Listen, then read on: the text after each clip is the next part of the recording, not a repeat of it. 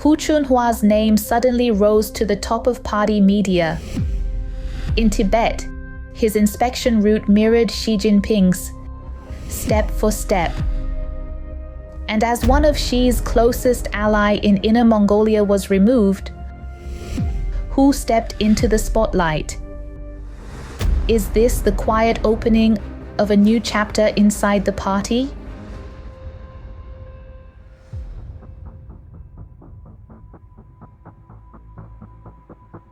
Welcome back to Final War with Katherine Hu.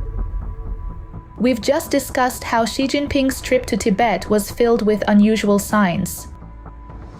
But the more we look, the clearer it becomes.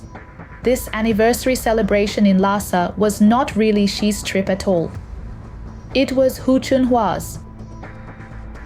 Looking deeper, what we're really seeing is a carefully staged sequence, orchestrated by the party's top leadership, step by step, event by event, designed to ease Hu Chunhua back into the spotlight. On the surface, it all looks understated. But if you pay attention, every detail carries meaning. This is the Communist Party's playbook. Subtle, deliberate, and never accidental. Today, we're going to decode these signals one by one. The subtle hints and the deliberate messages, each carefully planted, each carrying a deeper meaning.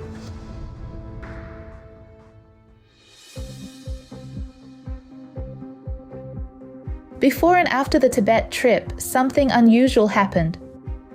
Hu Chunhua's name began appearing again and again across the party's official media. On August 19th, before anyone knew who would attend the 60th anniversary of the Tibet Autonomous Region, Beijing had released no official information, no mention of Xi Jinping, no hint of the delegation. That same day, Xinhua news agency ran a headline feature titled "Gesang Flowers Bloom Across the Mountains, Unity Marches, on a New Journey." The article was divided into two parts. One looked back at Tibet's past achievements and Xi Jinping's concern for its development. The other shifted toward the future, sketching out a vision for Tibet after 2025. At almost the exact midpoint of the article, there was a single standalone line serving as a bridge between past and future. Just 8 characters long, in English it means, "Bathed in sunlight, spring blossoms yield an autumn harvest." The phrase "Chun Hua Qiu Shi" literally means spring blossoms, autumn harvest, flowers in spring, fruits in autumn. Figuratively, it speaks of cause and effect, of effort leading to reward. But here's the twist. Chun Hua sounds exactly the same as Hu Chunhua's name, turning the idiom itself into a political pun. At first glance, it looked like nothing more than a casual line of transition. But the very next day, August 20th, Xinhua officially released the list of leaders flying to Tibet with Xi Jinping. And to everyone's surprise, the name Hu Chunhua was right there. A coincidence? Hardly. The phrase Chun Hua in that poetic line was not just decorative. It was identical to Hu Chunhua's name. Why was it so unexpected? Because if we compare it with the 50th anniversary celebration 10 years earlier, the delegation then was led by Yu Zhengshan, chairman of the Chinese People's Political Consultative Conference, accompanied by the body's first-ranked vice chair as deputy leader. This time, however, the first-ranked vice chair, Shi Taifeng, was nowhere to be seen. Instead, Hu Chunhua, ranked second, was sent in his place. And when you go back and reread that Xinhua line, "Bathed in sunlight, spring blossoms yield an autumn harvest," you realize just how deliberate and how politically suggestive it really was. Lhasa is world famous as the City of Sunlight. So who exactly was meant to be bathed in that sunlight? Hu Chunhua's name was hidden right in that pivotal line, bridging past and future. That could not have been a coincidence. In the party's most guarded media, closest to the center of power, every key word is deliberate. Every phrase carries political intent.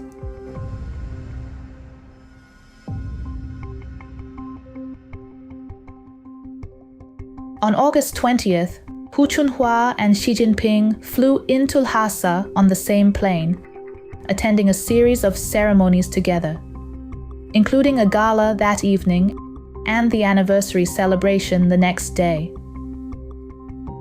But the moment the celebration ended, Xi boarded his plane back to Beijing. Hu Chunhua stayed behind.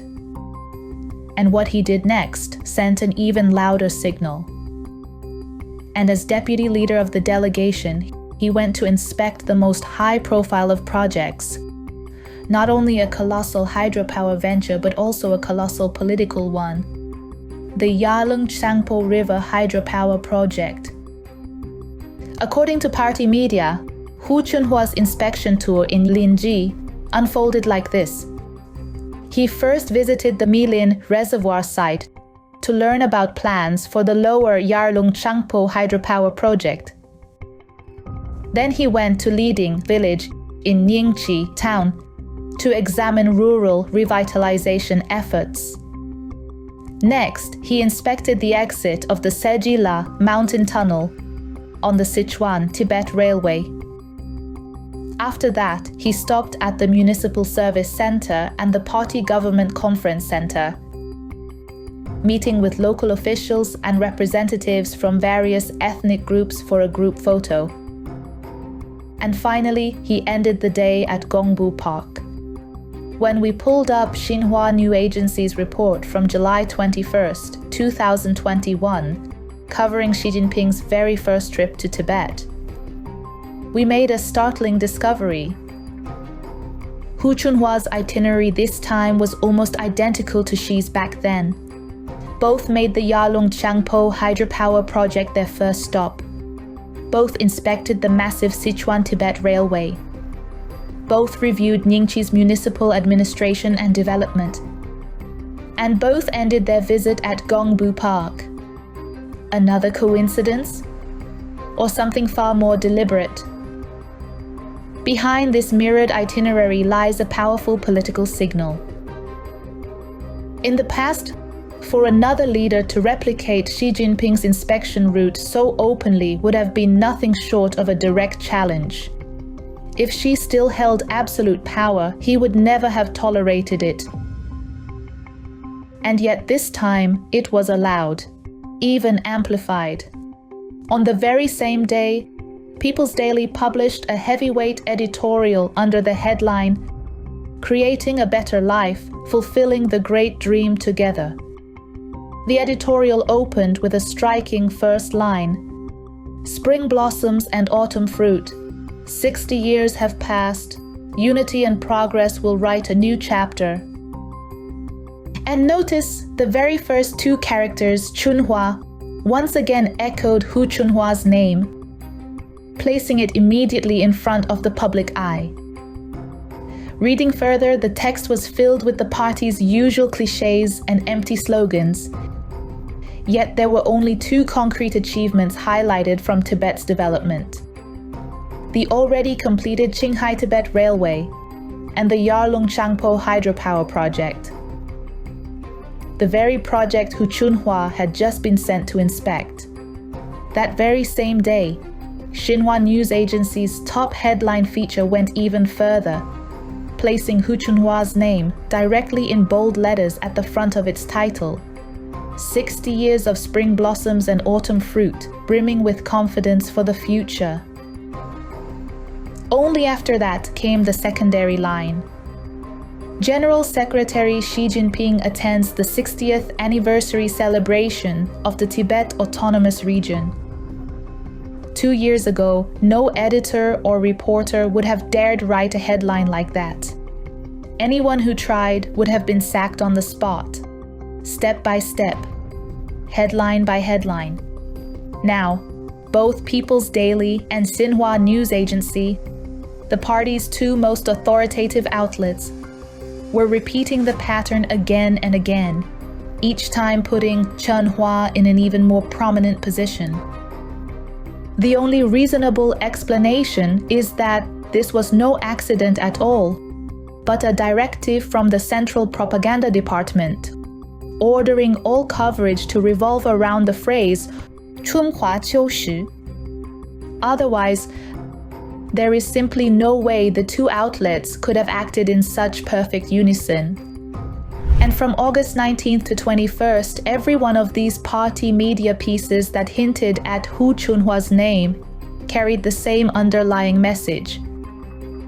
Xi Jinping was being framed as the past, someone to be remembered and summarized, while Chun Hua was cast as the future, the one to open a new chapter. But that wasn't the only move. There was another, even bigger one, the removal of another close Xi ally, Wang Lixia, the chairwoman of Inner Mongolia.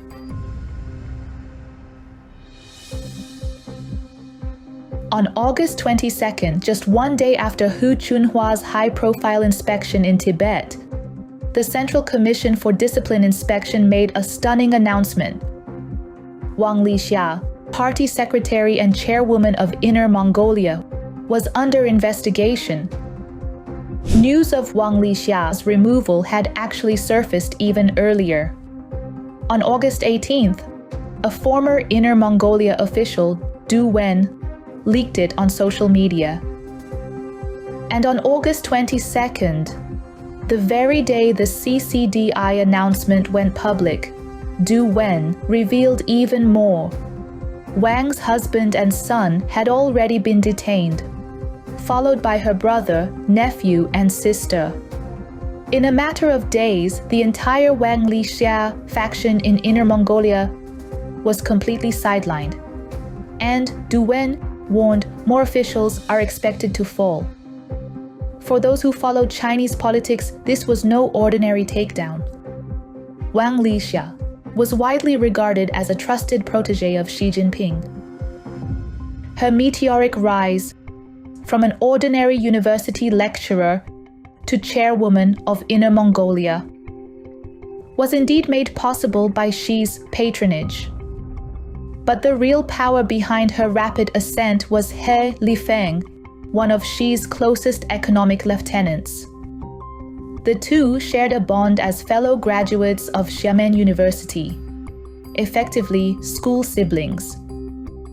After graduation, it was through He Lifeng's backing that Wang Lixia made the leap from academia into politics, starting directly as deputy director of the Shanxi Provincial Statistics Bureau. In just over a decade, she had risen to vice governor of Shanxi.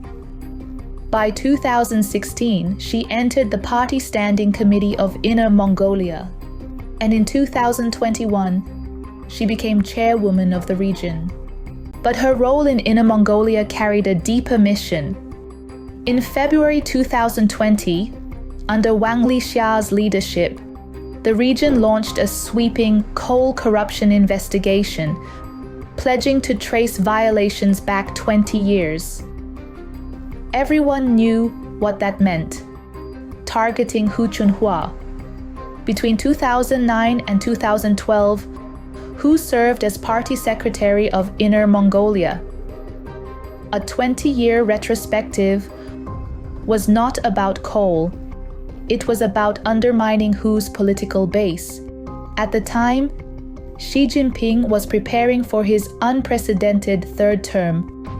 Hu Chunhua, long seen as Hu Jintao's chosen successor, was expected to enter the Politburo Standing Committee at the 20th Party Congress. Wang Lixia's investigation was designed as a weapon to dig up dirt, block Hu's rise, and, if possible, take him down entirely. But years of probes yielded little. Hu's record, at least financially, remained clean. And now, at the very moment Hu Chunhua was re-emerging on the national stage, Wang Lixia herself was removed. This was more than irony. It was a reversal of political fortune. Wang had once been deployed to neutralize Hu Chunhua. Instead, her fall has cleared the path for him.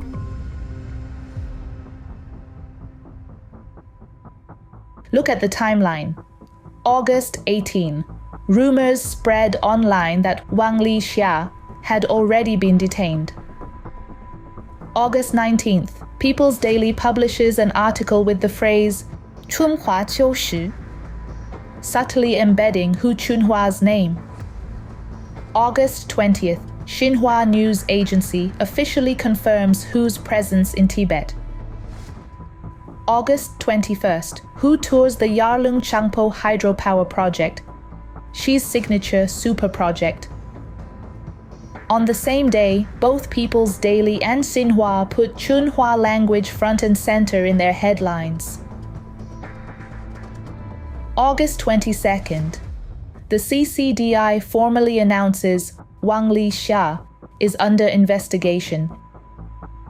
Every step was deliberate. Every signal carefully placed.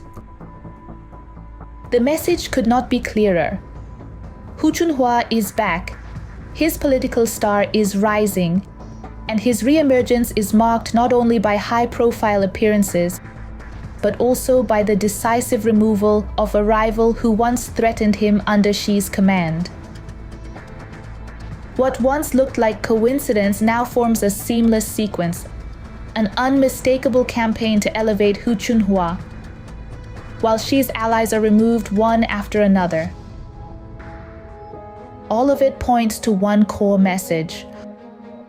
Hu Chunhua is being positioned as the future. Xi Jinping is being written into the past. This is not just about a single trip to Tibet. It signals a shift in leadership dynamics, a recalibration of influence at the very top. The question is no longer whether Hu Chunhua is returning. The question is, how far will this rise go? And how steep the decline in Xi's authority could become. Get the real story behind the CCP's shifting power games and see where US-China relations are headed next. Support the vision of a new China without communism. Subscribe now and join us in bringing the truth to light.